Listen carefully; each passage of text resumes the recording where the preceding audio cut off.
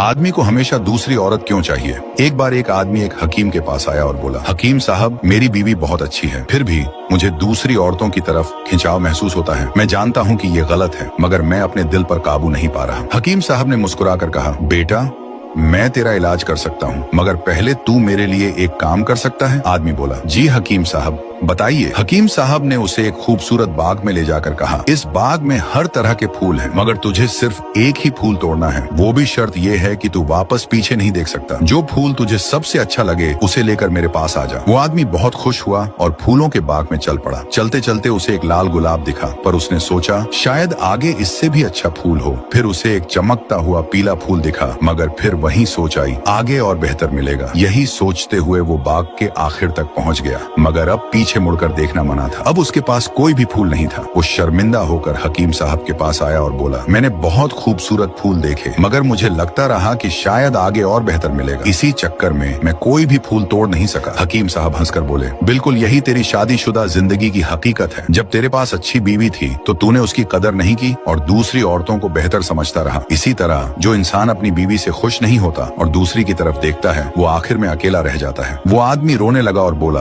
अब मैं समझ गया हकीम साहब, काश मैंने शुरू में ही उस गुलाब को चुन लिया होता। अल्लाह ताला हमें अपनी बीवी और अपनी नियामतों की कद्र करने की तौफीक दे। आमीन।